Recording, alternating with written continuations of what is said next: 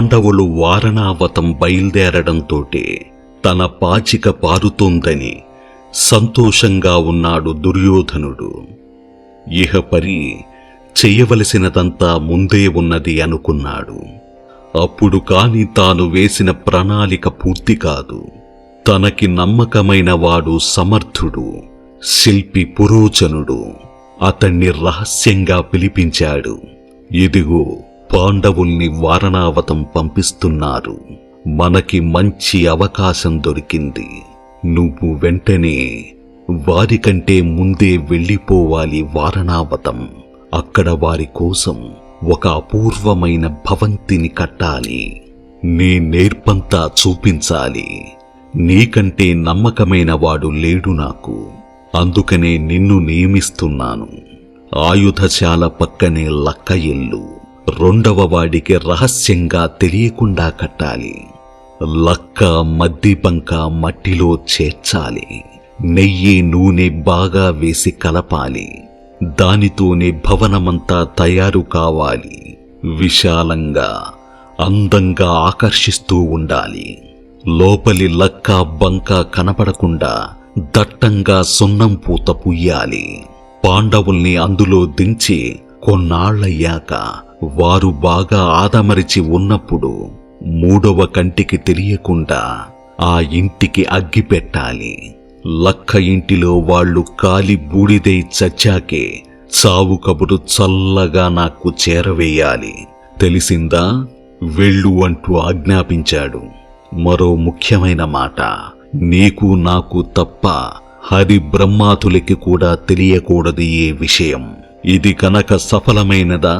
సఫలమవక ఏమవుతుంది? కౌరవ రాజ్యమంతా అడ్డు లేకుండా ఏలుకున్నామన్నమాటే మనం.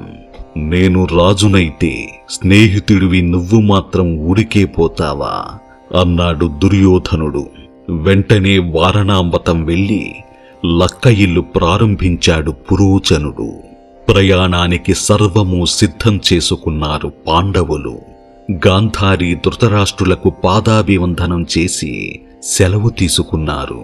భీష్ముడు, ద్రోణుడు, విదురుడు, కృపుడు మొదలైన పెద్దలకి నమస్కరించారు.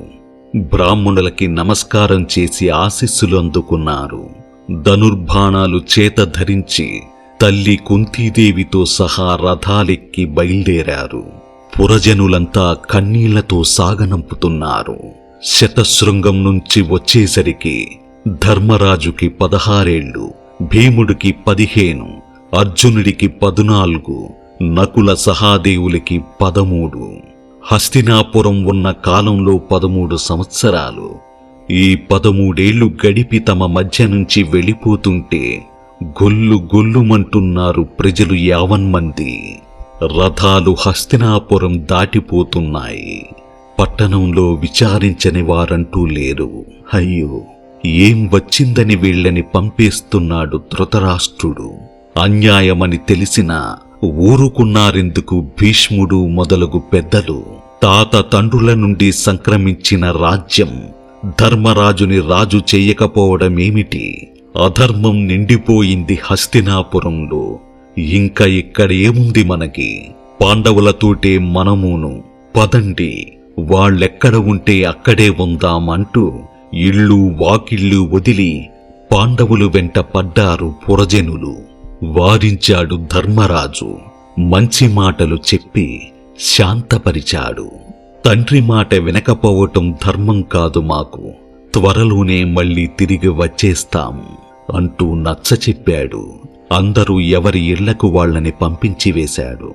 అందరితో పాటు విదురుడు వెంట వెళ్ళాడు. మరింత దూరం సాగనంపి తిరిగి వచ్చాడు. ఎన్నో భాషలు తెలిసినవాడు ధర్మరాజు. ఇతరులకు తెలియని భాషలో అతడితో ఏవేవో చెప్పాడు విదురుడు. కుమారులైదుగురిని కౌగిలించుకున్నాడు. కుంతికి నమస్కారం చేశాడు. పాండురాజును తలుచుకుని కంటతడి పెట్టుకుంటూ ఇంటికి వచ్చాడు విదురుడు. అతడు వెళ్ళాక ఒంటరిగా ధర్మరాజు దగ్గరికి వచ్చి అడిగింది కుంతి. విదురుడు, నీవు ఏదో మాట్లాడారు కదా యుధిష్ఠరా, మేం విన్నాం. కాని మాకేమీ బోధపడలేదు. ఆయన ఏదో చెప్పాడు, నువ్వేదో తలూపావు, ఏమిటది అంటూ అడిగింది. ఏమీ లేదమ్మా, జాగ్రత్తగా మసులుకోమంటున్నాడు అని నవ్వుతూ చెప్పాడు ధర్మరాజు. మీకు తెలియనిదంటూ లేదు, అయినా నాకు తెలిసినది చెప్పాలి కదా. పనిలేనిదే ఊరికే మంచివాడిలా పంపుతున్నాడు మిమ్మల్ని ధృతరాష్ట్రుడు. వెనక నుండి హాని చేస్తాడు. అందుచేత వారణావతంలో ఉన్నన్ని దినాలు విషము, అగ్ని వీటి విషయంలో జాగ్రత్తగా ఉండాలి. దుర్యోధనుడు పన్నే కుట్రలు తెలుసుకుని చెయ్యవలసిన ప్రతీకారం ఎప్పటికప్పుడు చెప్పి పంపుతూ ఉంటాను అని విదురునితో జరిగిన సంభాషణ వివరించాడు ధర్మజుడు. విదురుడి బుద్ధికి, తమపై గల అభిమానానికి సంతోషించింది కుంతి. కొడుకులకి ఏ ఆపద ఉండకూడదని 1000 దేవుళ్లకు మొక్కుకుంది. ఆ తరువాత మజిలీలు చేసుకుంటూ, అంటే అక్కడక్కడ ఆగుతూ రాజలాంఛనాలతో వారణావతం వస్తున్నారు పాండవులు. ముందే ఈ వార్త గుప్పుమంది. పట్టణమంతా అలంకరించారు. ఏనుగులు, గుర్రాలు, రథాలు వేసుకుని ఎదురు వెళ్లారు పాండవులకి. బ్రాహ్మణులు స్వస్తివచనాలు చదువుతూ ఉండగా వారణావతంలో ప్రవేశించారు పాండవులు. అందంగా అలంకరించి ఉన్న రాజమందిరంలో విడిదిపెట్టారు. ఇంతలోకే తయారయ్యింది పురోచనుడు కట్టిన 4 ఇళ్ల భవనం. మంచి విశాలంగా ఉన్నది. చూసిందే కళ్ళ వేడుకగా ఉన్నది. తీసుకువెళ్లి చూపించాడు పురోచనుడు. మెచ్చుకున్నారు పాండవులు. మంచి రోజు చూసి గృహప్రవేశం చేశారు. కాని ధర్మజుడు కృత్రిమంగా ఉన్న దాని అందచందాలు చూడ్డంతోడే గ్రహించాడు. భీముడు చెవిలో మెల్లగా చెప్పాడు, మాయ కొంప ఇది. ఈ గోడలో లక్క గోడలు చూడు, నేయి వాసన, నూనె వాసన వేస్తున్నాయి. అగ్గి తగిలితే చాలు భగ్గుమంటుంది. పక్కనే ఆయుధశాల. ఇటువంటివి గ్రహించి చెప్పాడు విదురుడు. విషము, అగ్ని భద్రం అని. కనుక ఈ కొంపని నమ్మకూడదు. ఎప్పుడో ఒకప్పుడు ఆకస్మికంగా అగ్ని భయం తప్పదిక్కడ అని అన్నాడు ధర్మరాజు. అయితే ఇక్కడెందుకు ఉండడం అన్నాడు భీముడు. మరో చోటికి వెళ్ళిపోదాం. ఈ ఇంటి మీదే వేసి పురోచనుణ్ణి తగలబెడదామన్నాడు. అలా కాదు, నేను చెప్పేది విను. దీని సంగతి తెలిసింది కదా, తెలియనట్లే మసలుకుందాం. అసలు ఈ పురోచనుడు ఏమి చేస్తాడో ముందు కనిపెడదాం. ఈ పాపాల కొంప మనం కనిపెట్టేశామని తెలిస్తే తొందరపడి అగ్గిపెట్టవచ్చు పురోచనుడు. అది హస్తినాపురంలో తెలిస్తే భీష్ముడు, విదురుడు కోపాన్ని ఆపుకోలేరు. దాంతో కుటుంబ కలహం రావచ్చు. పోనీ భయపడి మనం మరో చోటికి వెళ్ళిపోయామనుకో, మన గుట్టుమట్టులు వెతికి మరేదన్నా అపాయం తేవచ్చు దుర్యోధనుడు. రాజ్యబలము, సహాయ బలము, ధనబలము అన్నీ అతడి దగ్గర ఉన్నాయి. మనకి ఇప్పుడు ఇందులో ఏదీ లేదు.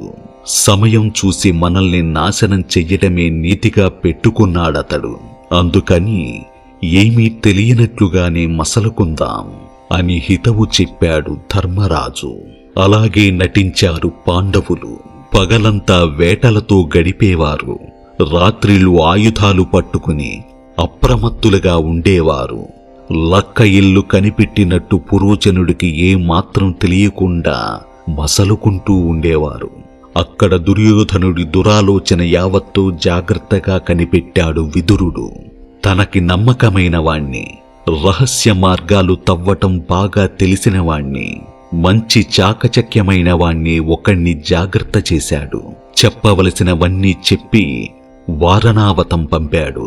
వాడు వచ్చి రహస్యంగా పాండవుల్ని కలుసుకున్నాడు. విదురుడు చెప్పిన విషయాలు చెప్పి తాను ఫలానా అని నమ్మకం కలిగించాడు. ఈ కృష్ణ చతుర్దశి నాటి రాత్రి పురోచనుడు లక్క ఇల్లు ముట్టిస్తాడు.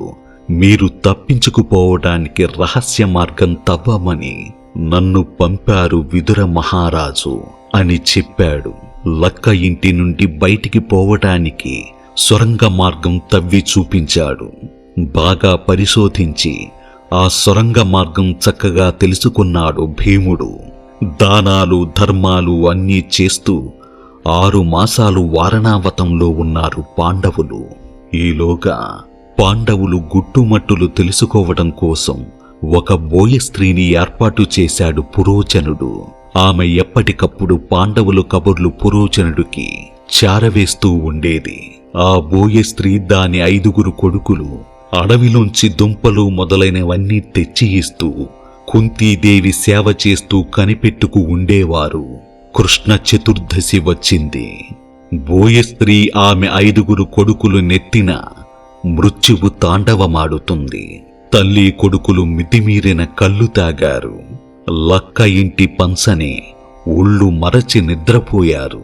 అర్ధరాత్రి, గాఢాంధకారం. సిద్ధంగానే ఉన్నారు పాండవులు. పురోచనుడు తన గదిలోనే ఉన్నాడు. అతడికంటే ముందే భీముడు పురోచనుడు ఇంటికే నిప్పంటించాడు. ఆ తక్షణం ఆయుధగారము లక్క ఇంటిని ముట్టించాడు. పెద్ద మంటలు లేచి నిమిషాల మీదే మండింది లక్క ఇల్లు. ఆయుధశాల పురోచనుడి ఇల్లు భస్మమైపోయాయి. తెల్లవారింది. తీర్థంలాగా ప్రజలు విరగబడ్డారు. పాండవులేరి కాలిన బూడిద కుప్పలు వెతికి చూశారు. ఘోరం. ఒక స్త్రీ, 5 పురుషులు కాలి బొగ్గై ఉన్నారు. అయ్యో, పాండవులు కుంతి చచ్చిపోయారు అంటూ ఆర్తనాదాలు చేశారు. కంటతడి పెట్టని వారంటూ లేరు.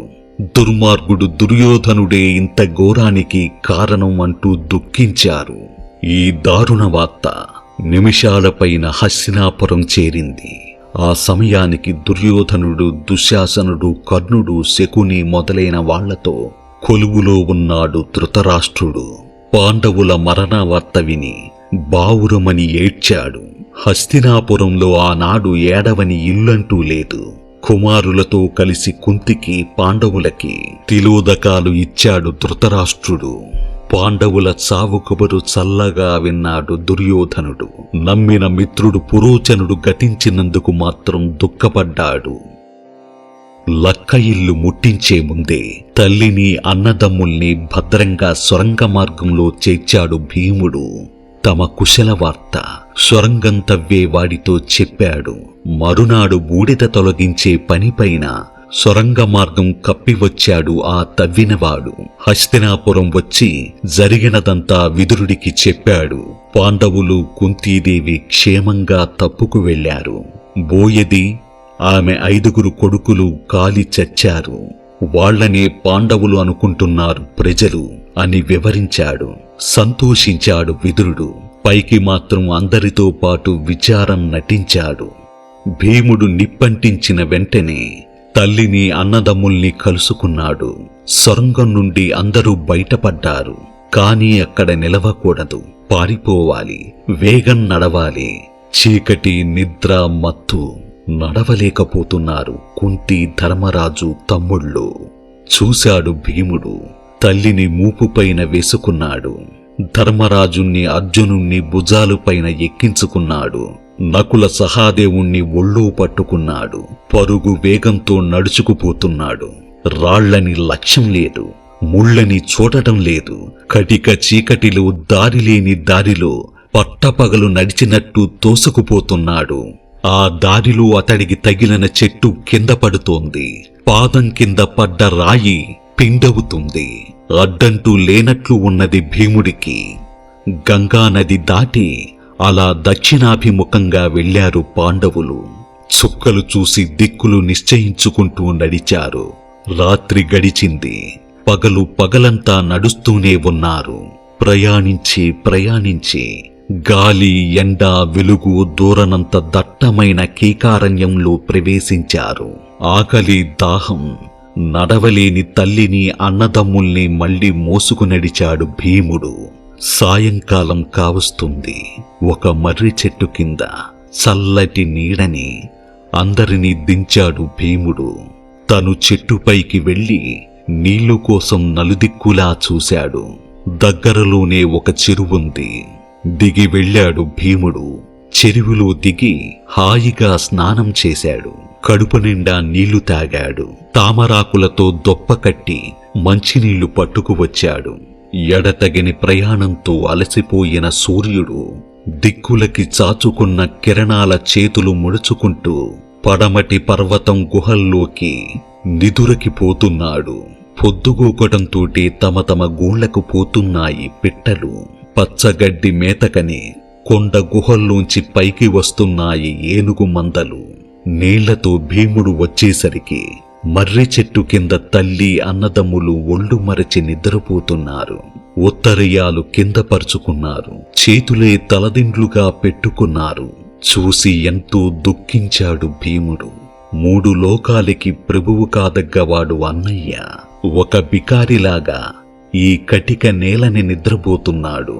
కుంతిభోజ మహారాజు కూతురు, వసుదేవుని చెల్లెలు, పాండురాజు పట్టమహిషి, మహామహులు 5 కొడుకులున్న తల్లి, హంసతూలిక తల్పంపై పడుకొనిదే నిద్రపోని సుకుమారి. పాపం అలసిపోయి ఆకలితో ఈ నేలపైన పడుకున్నది అమ్మ. తల్లిని మించిన కుమారులు అడవి మృగాలు మాట మరచిపోయారు అంటూ దుఃఖపడ్డాడు భీముడు.